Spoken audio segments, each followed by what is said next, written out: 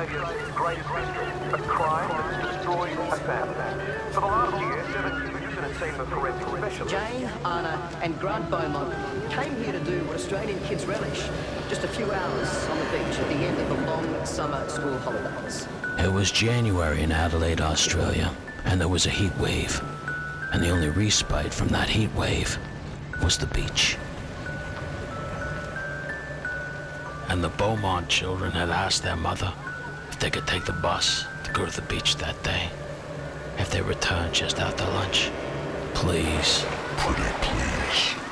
But they never returned from that trip to the beach. Now tell me, how could 3 kids disappear in front of hundreds of witnesses and no one see a thing? And for over 56 years, not a trace of them, not even a bone.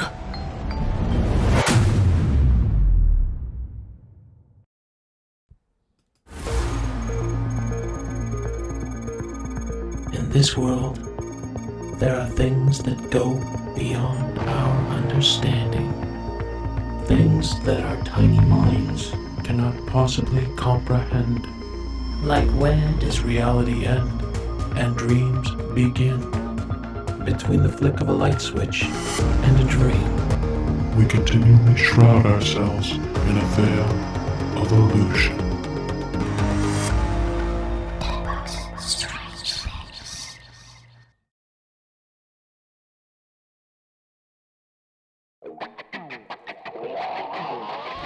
The 1960s was one of the most tumultuous and divisive decades in world history. And in Australia, it was no different.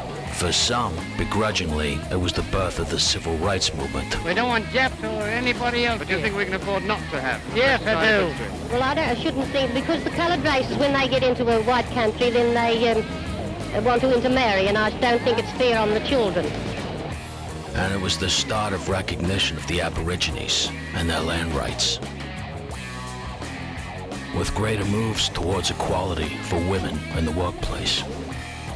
Well, because the wife has to please her husband and feed him and feed her children, and I think she should handle the money. Her husband should give it to her. Amen on that, brother.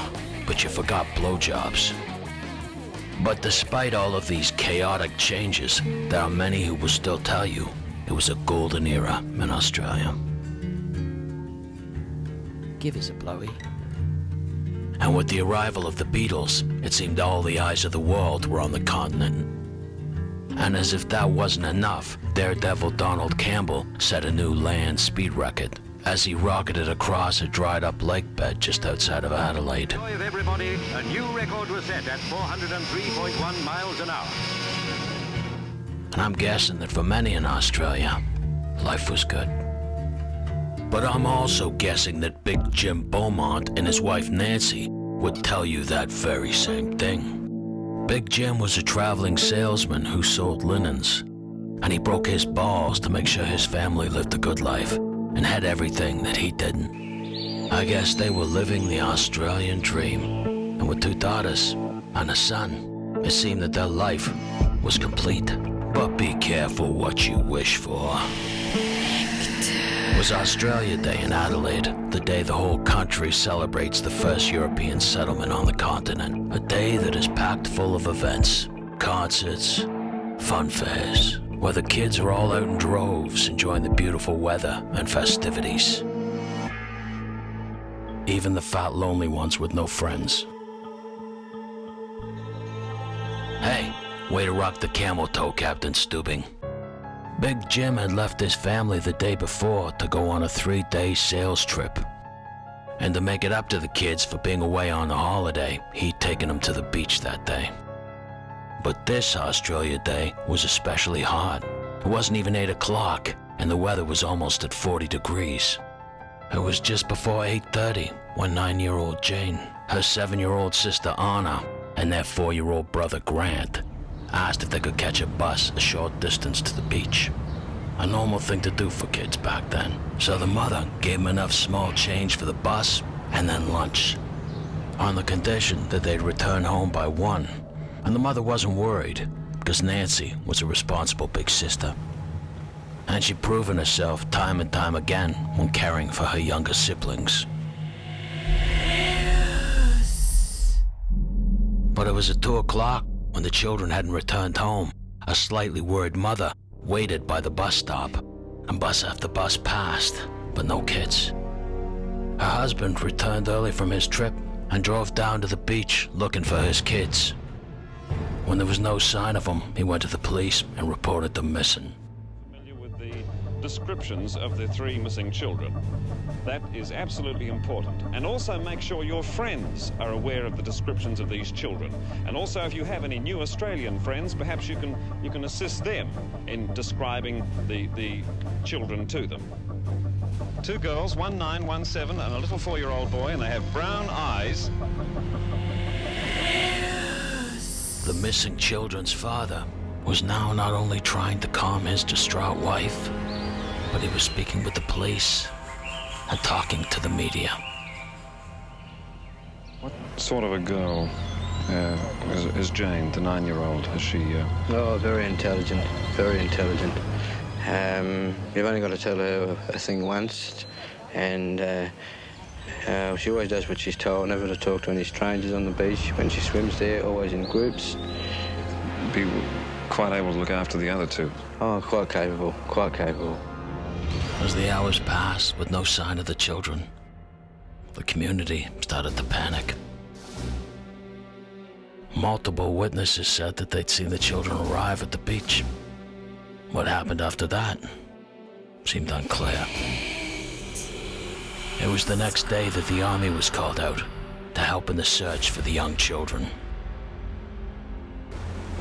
So the first thing, over here towards this ridge. Right, you can break line now and come over. The kangaroo-riding cops figured that there were 3 possibilities. Number 1, the kids were already dead and they'd suffered from misadventure, meaning they drowned or they'd been buried in the sand dunes. Number 2, they were hiding. And number 3, they'd been abducted by a pedophile and were being held against their will, forced to do unimaginable things.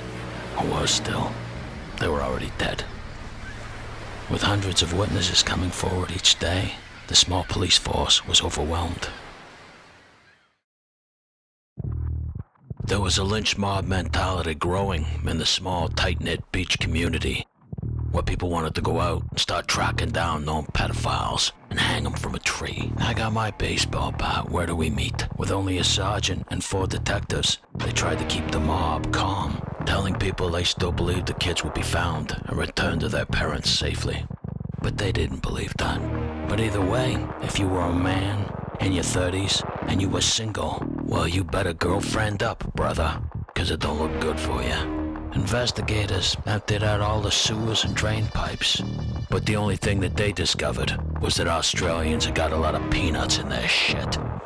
You did lead the men this morning to this inlet into the manhole in the Broadway. That's true. Now, do you believe that the children are in this pipe? Do you think that there's a possibility they could be there?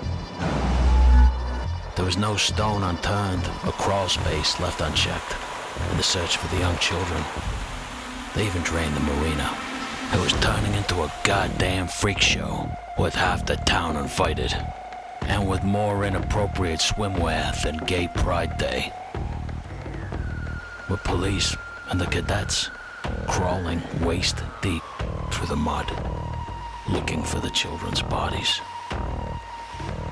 With the crowds gathering and watching like it was a goddamn Saturday matinee. This is one of the jobs where they hope they don't have any luck whatsoever. With the large crowds collectively holding their breaths, wanting the children to be found, but hoping they wouldn't be, because then at least there'd still be hope. How's it going? But as each day passed, that hope faded.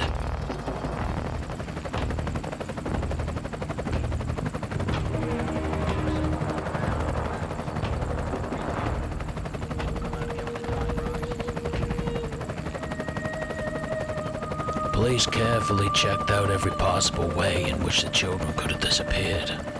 After a careful examination of the beachfront, they ruled out the possibility that the children had been buried under the sand hills or had been caught in the drainage outfalls. If they had been swept out to sea and drowned, their bodies would have eventually been washed back on shore, or at least one or two of them would have. More importantly, some or all of the towels, the bag, and the footwear would have been left on the beach.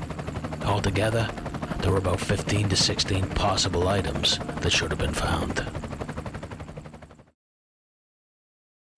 It was in November of 1966, over 9 months since the Beaumont children had waved goodbye to their mother, that a local businessman flew over Gerard Croiset, a famous Dutch quack who claimed he could talk to the dead, and that he'd had a vision and the children were in it, and he could lead investigators to the bodies.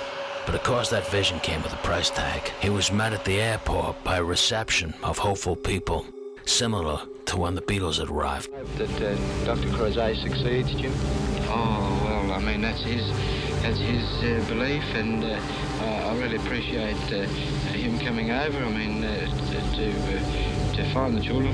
I think it'd be very difficult for him to meet us. I think he's a very feeling man, and I think that his main objective is finding the children more so than talking to us, perhaps. In my opinion, I have found the spot where the children are, or would be. Where is that spot? Where is that? Where I was this morning, near the wall of that storeroom where the children were last. Where exactly in is that? Well, that's Wilton Street, Somerton Park. Yes.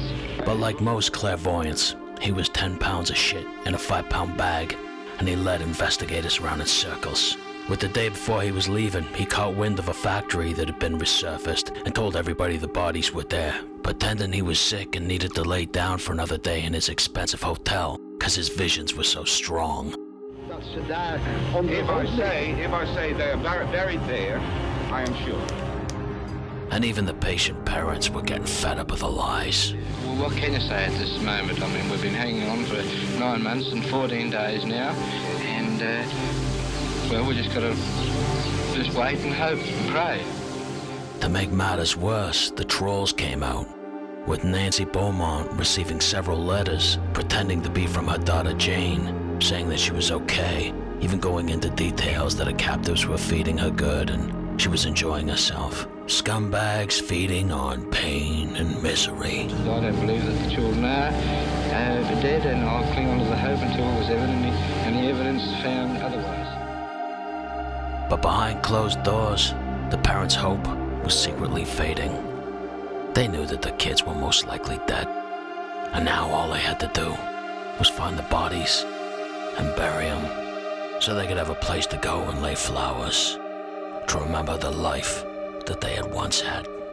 A place the parents had once thought paradise was now a syphilitic nightmare, haunting them on the 3 young lives that were cut short.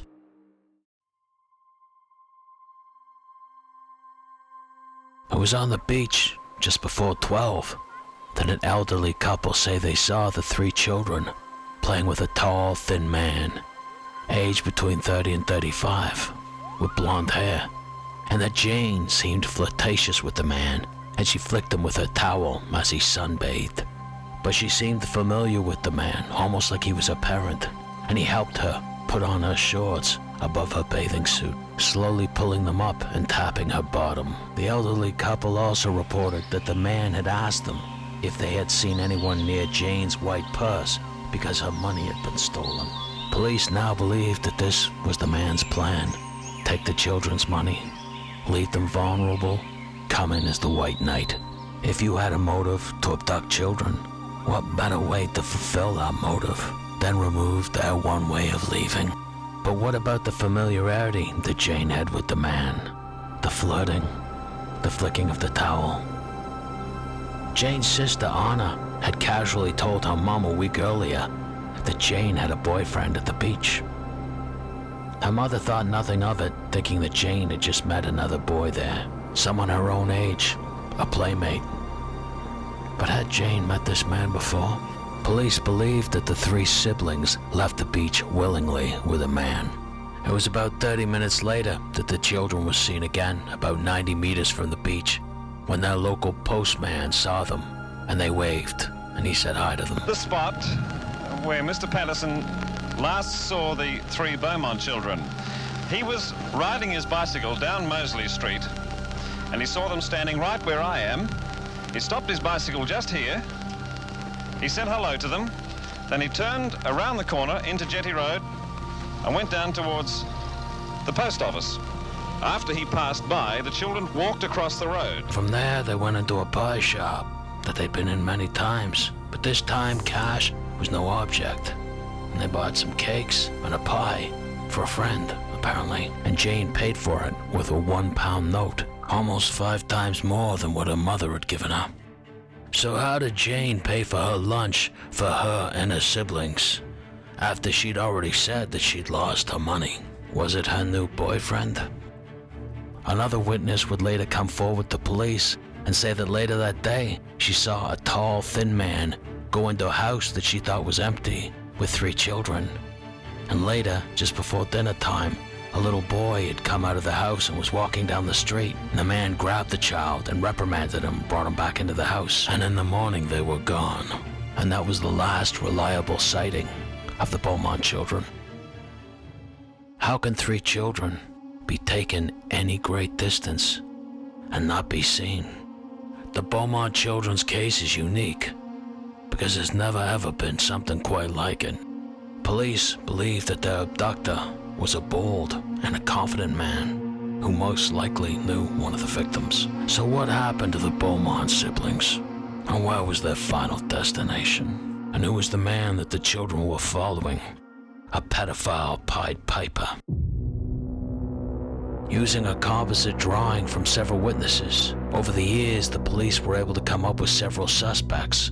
One is most recent in 2013. Harry Phipps was a well-connected millionaire, and he hadn't even been a suspect until his son ratted him out. He lived only a 2-minute walk from the beach and even closer to the pie shop where the kids were last seen. And it's hard not to deny that he matches the description from the witnesses. Phipps had a dark side.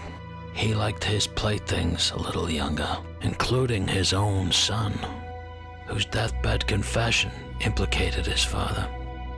Hayden had been 15 years old when the Beaumont children disappeared, and he claimed that he saw the children with his father on the day of their disappearance. Hayden, as you're aware, I've been asked to speak to you in relation to certain matters involving the disappearance of the Beaumont children. Do you understand what we're going to talk about? Yes, I do. How tall was he? He's in the region of 6 foot. You remember Australia Day 1966? Yeah. There's a reason why. All right, but let me change It was a real hot bastard in the dark. As hot as hell, it must have been 40-something plus. It's the day that the Beaumont children went missing. Did you see them talking to Harry? Yeah. I saw him coming into the backyard from the Covey house. They came to Dad's car. I think they were inside the house, and that's it. Did you hear what they're saying? No, we're too far away. How long had you seen them for? How long were you standing talking to Harry? Only long enough until he took him inside, or he took them inside. His son said that after hearing 4 gunshots, he later saw his father loading some duffel bags into the trunk of his car, driving away. And although he had a habit of dressing up in women's clothing and fucking his own son, he was a millionaire, charismatic, with political connections, who couldn't be touched. Hell, the Prime Minister even gave him a goddamn medal. Oh yeah, and he liked to hand out £1 notes to kids. But still, investigators have been unable to prove it. No criminal case in Australian history has put more suspects on the table. And as the years have passed, one by one, these pedos have been investigated. And not one of them has been cleared. But with them all either being in prison or dead, time is running out for them to face justice.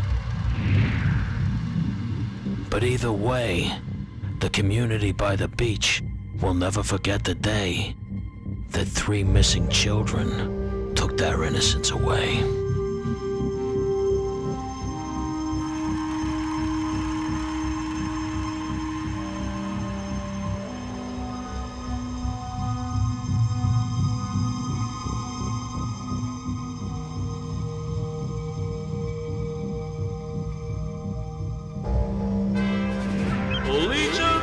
forever!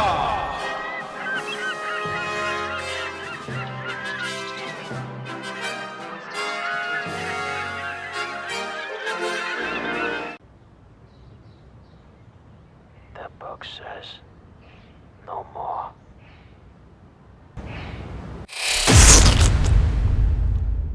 We're all going on a summer holiday.